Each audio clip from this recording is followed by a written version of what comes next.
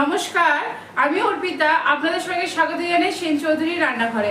আজ আমি আপনাদের সঙ্গে শেয়ার করব মাশরুমের একটি স্ন্যাক্স রেসিপি। চলুন রান্নাটা শুরু করা যাক। দেখুন, মাশরুমগুলো আমি এখান থেকে এই যে ডান্ডার মতো যেটা আছে সেগুলোকে সব ছাড়িয়ে নিয়ে এখানে কুচি কুচি করে রেখে দিয়েছি। এখানে আমি দুটো রেখে দিয়েছি আপনাদের দেখানোর জন্য। দেখুন, এইভাবে দুটো আঙুল দিয়ে ঢুকিয়ে এইভাবে ঘুরিয়ে দিলেই কিন্তু পুরোটা বেরিয়ে আসছে। দেখুন, এইভাবে আঙুল দুটো দিয়ে এইভাবে ভালো করে ঘুরিয়ে দিলে বেরিয়ে আসছে। দেখুন, এবার এটাকে এরকম কুচি কুচি করে নিতে হবে। এটা যেমন কুচি কুচি করে নিচ্ছি, এটা হাত দিয়ে আমি করে নিচ্ছি। এটা কিন্তু আপনারা বটি দিয়েও করে নিতে পারেন বা নাইফ দিয়ে। তো মাশরুমটা আমি প্রথমে ভালো করে জল দিয়ে ধুয়ে ক্লিন করে আর একটা কাপড়ের মধ্যে ভালো করে সোক করে নিয়েছি। জলটা ভালো করে শুকিয়ে নিয়েছি, তারপরে এগুলো করেছি। এরপর আমি দেখাচ্ছি মাশরুমটা আমি কী করে ছাড়াই। দেখুন, এখানে আমি একটা মশলা রেডি করে নিয়েছি। এখানে আছে আমার কাসুরি মেথি হাফ টিস্পুন, এখানে আছে দারচিনি একদম অল্প পরিমাণ দারচিনি, আছে হাফ টিস্পুন ধনে, হাফ টিস্পুন জিরে, আছে এখানে 3টে এলাচ আর স্বাদ অনুযায়ী গোলমরিচ। এটা আমি শুকনোভাবে এইভাবেই এটা ভেজে নিয়েছি। প্রথমে মশলাটা আমি গুঁড়ো করে নিই, তারপর আবার আপনাদের সঙ্গে আমার কথা হচ্ছে।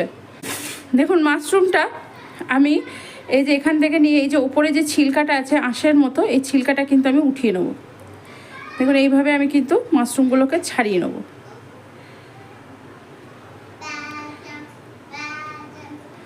পুরো আঁশটা কিন্তু এইভাবে উঠিয়ে নেব। অনেকে এটা সমেতও খান, কিন্তু আমি পছন্দ করি না, তার জন্য আমি এটা ছাড়িয়ে নিচ্ছি। এবং ছাড়িয়ে নিলে কিন্তু এটার বেশি টেস্ট হয়। খুব আলতো হাতে আমি পুরোটা কিন্তু ছাড়িয়ে পরিষ্কার করে নিলাম। এইভাবে আমি সমস্তটা ছাড়িয়ে নেব, তারপর আমি আপনাদের দেখাচ্ছি। দেখুন, কড়াইটা আমি বসিয়ে দিয়েছি। কড়াইটা বসিয়ে আমি কিন্তু তেলটাও গরম করে নিয়েছি। এখানে আমি হাফ টেবিল স্পুন তেল দিয়েছি, সাদা তেল, ভীষণ অল্প তেল লাগে। আর এখানে আমি দিয়েছি 1 টিস্পুন রসুন থেতো করে।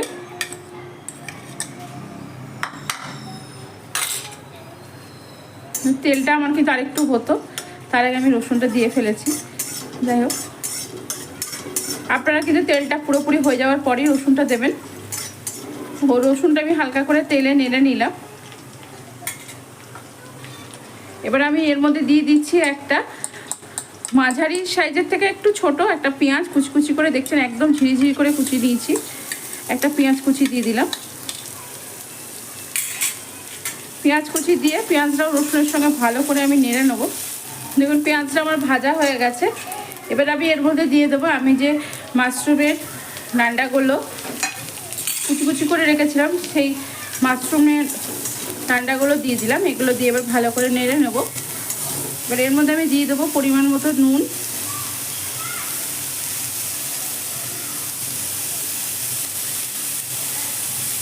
দিয়ে দিলাম অল্প পরিমাণ হলুদ, দিয়ে দিলাম অল্প পরিমাণ কাশ্মীরি লঙ্কার গুঁড়ো। এটা আপনারা দিতেও পারেন, আমরা নাও দিতে পারেন। দেখুন, তেল একদমই নেই এবং এই কম তেলেই কিন্তু এটা করতে হবে। গ্যাসের ফ্লেম আমি কমিয়ে দিয়েছি। দেখুন, এটা আমার খুব সুন্দর করে ফ্রাই করা হয়ে গেছে, ভাজা হয়ে গেছে। এবার আমি এর মধ্যে দিয়ে দিচ্ছি আলু সেদ্ধ। এখানে আমি একটা বড় সাইজের আলু সেদ্ধ করে খোসা সময় সেদ্ধ করেছি, সেদ্ধ করে আমি মেখে নিয়েছি, মিশিয়ে দিলাম এর মধ্যে। আপনারাও কিন্তু চেষ্টা করবেন খোসা সমেত আলু সেদ্ধ করে দেওয়ার। এবার খুব সুন্দর করে এর সঙ্গে আমি মিশিয়ে দেবো। আর এই সময় আমি দিয়ে দিচ্ছি আমি যে মশলাটা করে রেখেছিলাম, সেই মশলাটা, পুরো মশলাটাই আমি কিন্তু দিয়ে দিলাম। বাইরে আর কোনো কিন্তু মশলা মেশাইনি, আদা বাটা বা জিরে ধনে বাটা কোনোটাই মেশাইনি, আমি জাস্ট ভাজা মশলাটাই মেশালাম। আর কসুরি মেথি কিন্তু আমি নাড়িনি, আমার যখন প্যানটা গরম ছিল তখনই কিন্তু কসুরি মেথিটা আমি দিয়ে রেখেছিলাম।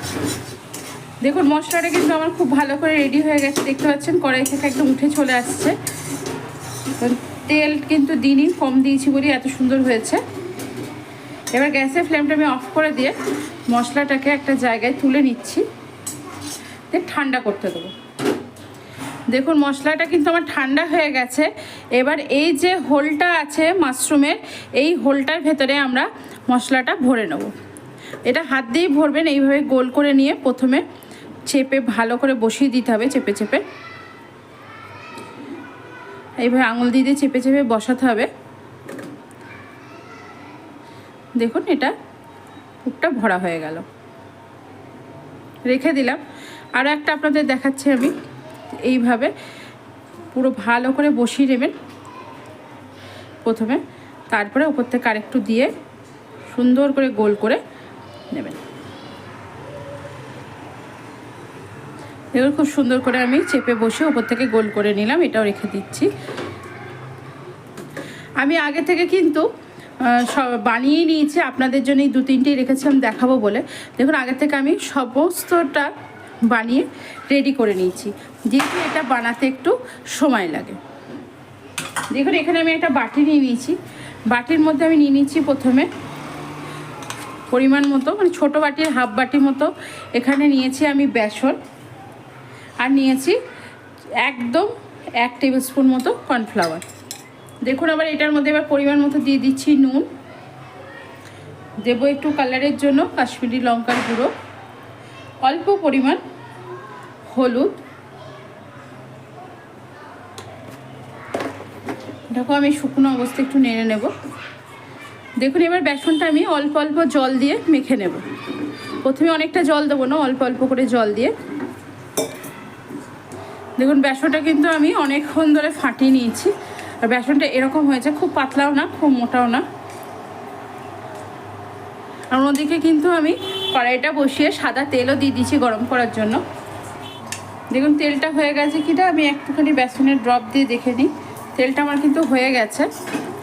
আমি এখান থেকে অল্প একটু গরম তেল এই বেসনটার ওপরে দিয়ে দিচ্ছি, বেসনটাকে আরেকবার ফেটে নেব। দেখুন এবার একটা করে মাশরুম এইভাবে আমি ডিপ করবো বেসনে, আর এইভাবে তেলে আমি ছেড়ে দেবো। দেখুন এইভাবে ডিপ করে নিচ্ছি, আর এইভাবে ছেড়ে দিচ্ছি।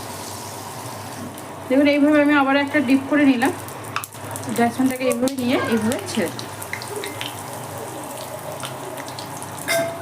হালকা করে উল্টে পাল্টে এগুলো লাল লাল করে ভেজে নেব। দেখুন আমার লাল লাল করে ভাজা হয়ে গেছে, এবার আমি তুলে নিচ্ছি।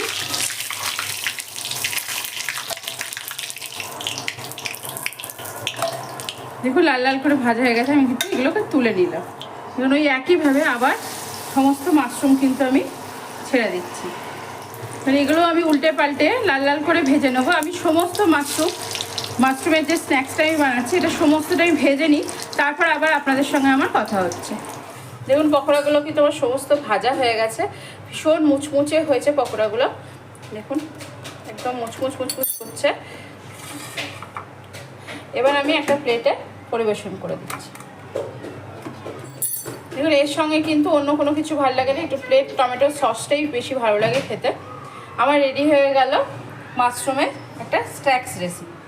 আজ আমি আপনাদের সঙ্গে শেয়ার করলাম মাশরুমের একটি স্ন্যাক্স রেসিপি। আশা করি আমার ভিডিওটি আপনাদের ভালো লেগেছে। যদি আমার ভিডিওটি ভালো লেগে থাকে অবশ্যই লাইক শেয়ার কমেন্টস করতে ভুলবেন না। চ্যানেলটিকে অবশ্যই করে সাবস্ক্রাইব করবেন, সাবস্ক্রাইব করে আমার পাশে থাকবেন।